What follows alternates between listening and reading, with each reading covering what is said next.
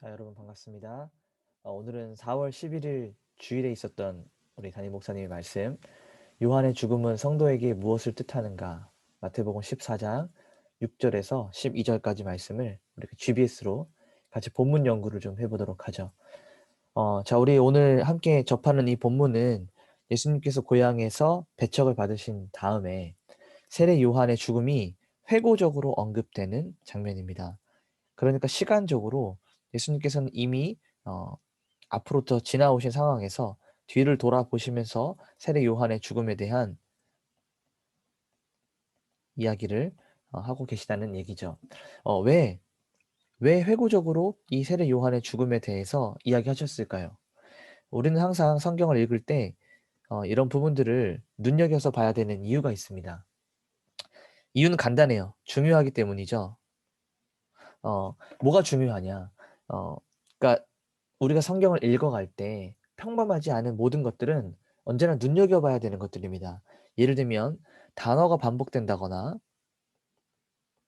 이렇게 시간적으로 뒤로 돌아가서 이야기를 한다거나 혹은 여러 가지 많은 평범하지 않은 특별한 어떤 문학적 기법이나 글을 읽을 때 느껴지는 부분들이 있다면 그 부분은 중요한 부분이다라고 여러분이 생각을 하시고 좀 더 눈여겨보면 좋을 것 같습니다. 그래서 오늘은 우리가 세 가지로 좀 나눠서 말씀을 볼 수가 있는데요.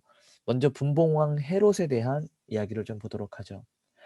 갈릴리 지역, 예수님께서 활동하셨던 이 갈릴리 지역의 분봉왕은 헤롯이었습니다. 헤롯의 아버지였던 헤롯 안디바, 그러니까 헤롯 안디바의 아버지였던 헤롯 대왕은 이 유대 지역을 자신의 아들들이 나누어서 통치할 수 있도록 유언을 남겼습니다. 그래서 그 유언대로 이 갈릴리 지역의 분봉왕이라는 이 직위를 우리 오늘 본문에 등장하는 이 헤롯이 받게 되는 거죠. 그러니까 이 헤롯이 갈릴리 지역을 다스리면서 예수님에 대한 소문을 들어왔습니다. 어, 보세요. 헤롯은 갈릴리 지역을 주 무대로 활동하시는 예수님이 상당히 신경 쓰였을 거다라고 하는 것이죠. 어, 예수님께서는 이 갈릴리 지역을 배경으로 사역을 하시면서 어, 왕이 되기를 원하지 않으셨어요. 예수님은 그 땅을 뒤집어서 다른 일들을, 그러니까 국가와 나라를 정복시켜서 이스라엘에게 어떠한 놀라운 일들을 벌이려고 하지도 않으셨다는 얘기입니다.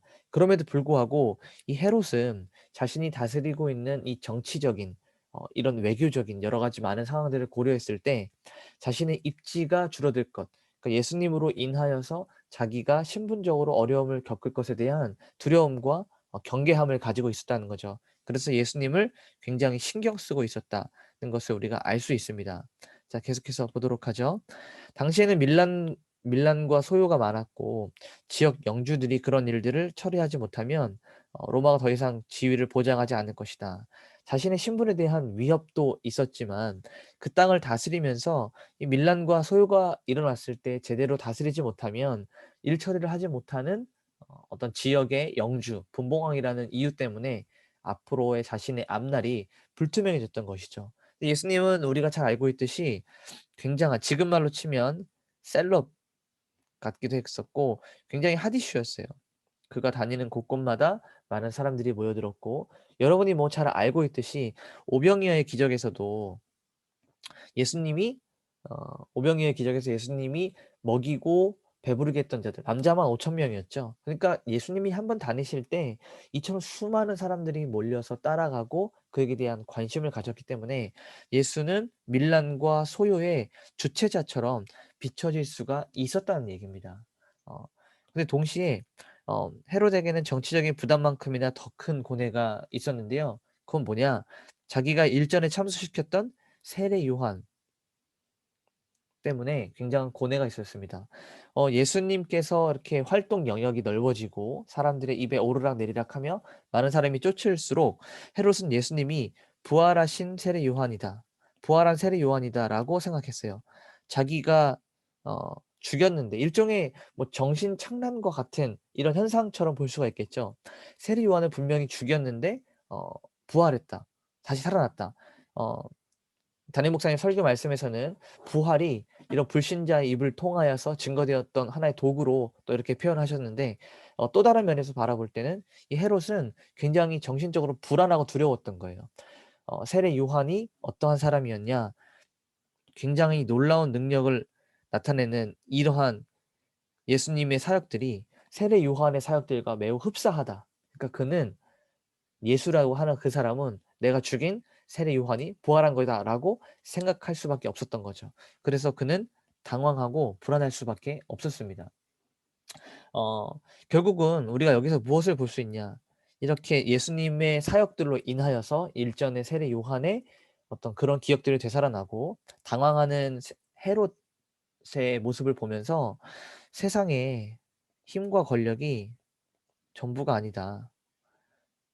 우리가 힘과 권력을 얻기 위해서 자신들의 일상을 온전히 쏟아붓고 최선을 다해서 살아가지만 사실은 힘과 권력이 우리의 삶에 진정한 행복과 평안과 안녕을 주지는 못한다. 인간 내면의 연약함이 적나라하게 드러나는 그런 모습들입니다. 자, 그리고 세례 요한이 죽었던, 오늘 예수님께서 회고하셨던 세례 요한의 죽음에 대해서 우리 또 같이 한번 살펴보도록 하죠. 세례 요한은 왜 죽었고 어떻게 죽었는가에 대한 부분들을 좀 우리가 볼 수 있는데요. 헤롯의 이복 동생인 빌립과 다른 어머니가 다른 어 분의 아들이죠. 그러니까 이복 동생 빌립의 아내 헤로디아를 취한 바가 있습니다. 그러니까 굉장히 정치적이고, 우리 말씀을 다시 한번 들어보시면 아시겠지만 헤롯과 마찬가지로 헤로디아도 굉장히 정치적이었고 자신의 권력과 세상 속에서의 성공을 위해서 물불을 가리지 않는 이러한 성격들이 그대로 드러납니다. 근데 이러한 현상을 보고 세례 요한은 선지자, 구약의 마지막 선지자라고 하죠. 세례 요한을. 세례 요한은 선지자로서 헤롯의 행동이 옳지 않았다라고 말을 했어요. 분명히 헤롯의 행동이 옳지 않음을 이야기했지만 여기에는 헤로디아에 대한 잘못도 함께 폭로가 되었습니다. 여기서 우리가 또 한 가지 바라볼 수 있는 것.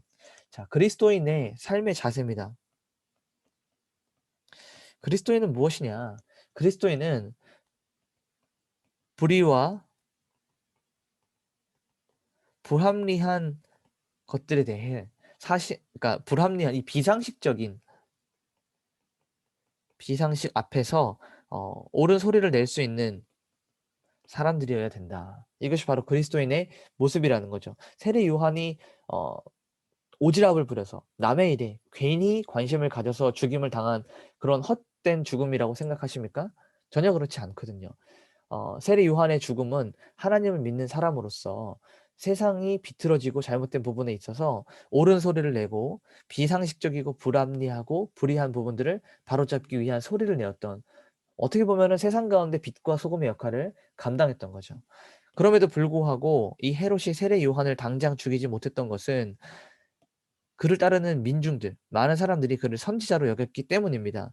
어 그리고 또 한편으로 이 헤롯은 다른 이 병행 본문을 보면은 알 수 있겠지만 세례 요한을 의롭고 거룩한 선지자라는 것을 헤롯도 알았어요. 헤롯도 알았다. 그리고 또 한편으로 때때로 그의 그 뼈 있는 말, 정말로 정확하고 자기의 삶을 되돌아볼 수 있게 하는 말들을 헤롯도 즐거워하고 즐겨 들었던 부분들이 실제로 있었습니다. 그런데 이날 사건이 벌어지게 되죠. 어 헤롯의 생일날 헤로디아의 딸이 춤을 추면서 헤롯을 기쁘게 했고 무엇이든지 주겠다고 맹세하게 됩니다. 세례 요한을 원수처럼 여겼던 헤로디아.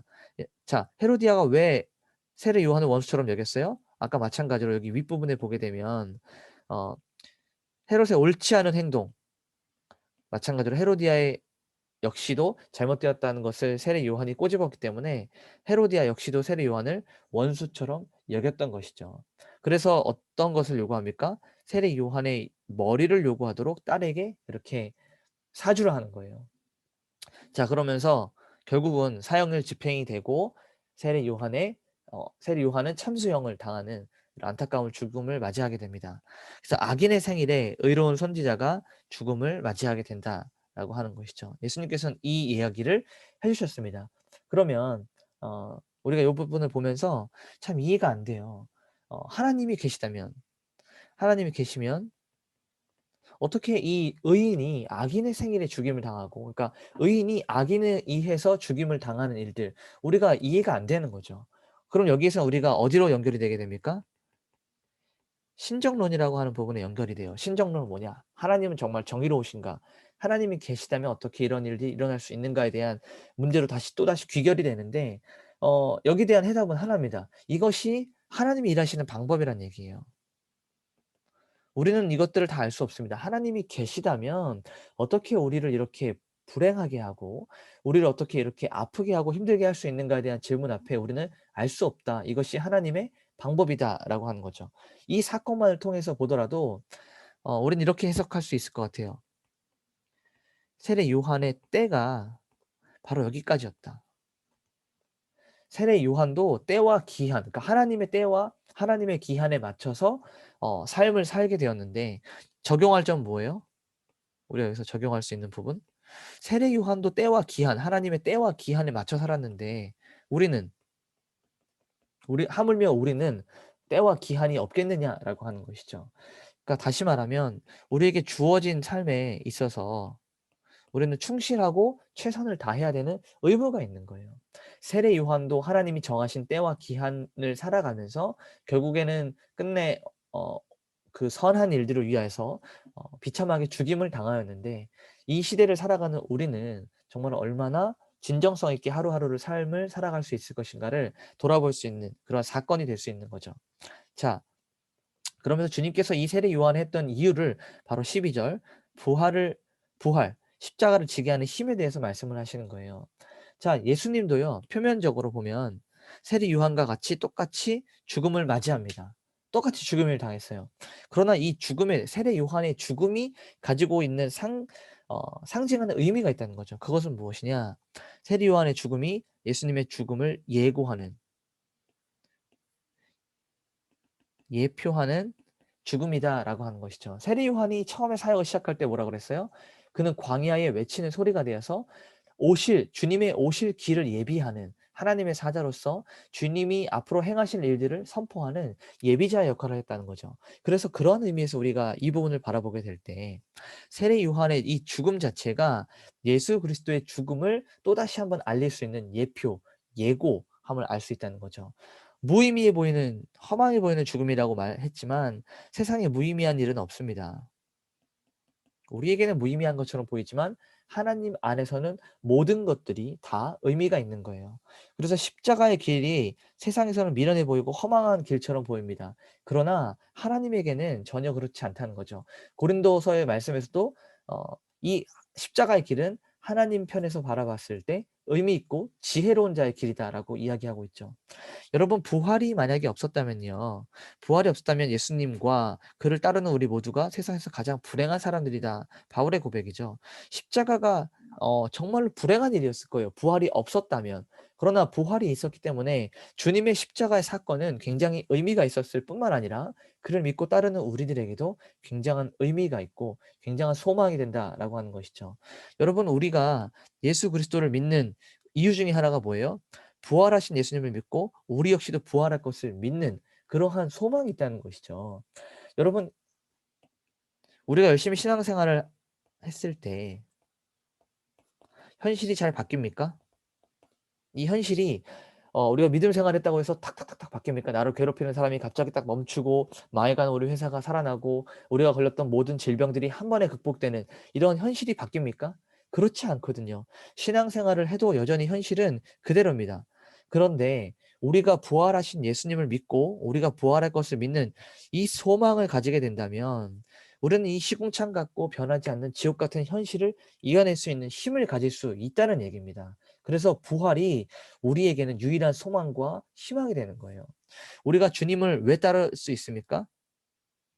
부활이기 때문에. 이 부활이 우리가 십자가를 지고 주님을 따를 수 있는 유일한 동력이다. 그래서 부활의 생명이 있기에 우리는 갑갑하고 낙심되는 일이 많은, 제가 아까 말했죠. 여기 현실은 변하지 않는 이런 세상 속에서도 주님을 따를 수 있다라고 하는 거예요. 여러분 그래서 우리가 왜 이러한 시궁창 같은 지옥 같은 현실이 있냐? 여러분 죽지 않고는 부활할 수 없기 때문에 그래요. 죽어야지만 경험할 수 있고 죽어야지만 체험할 수 있는 것이 바로 부활입니다. 그러니까 우리가 이러한 현실과 정말로 불편하고 답답하고 어려운 현실을 겪어야지만 이 부활이 이 부활 이후에 겪게 되는 하나님 나라에 대한 소망을 우리가 상대적으로 더 깊이 있게 기쁨으로 누릴 수가 있다는 것이죠. 그래서 오늘 결론적인 말씀은 뭐예요? 십자가의 길을 함께 걸어가면서 각자의 삶에서 각자의 삶에서 부활의 능력을 구현해내라. 있는 그 자리에서 꼭 교회에서만 아니라 우리가 늘 하는 팀 모임에서만이 아니라 있는 그 자리에서 그리스도의 부활의 능력을 구현해낼 수 있는 믿음의 사람들, 소망의 사람들, 그리스도의 사람들이 되시기를 소망합니다. 감사합니다.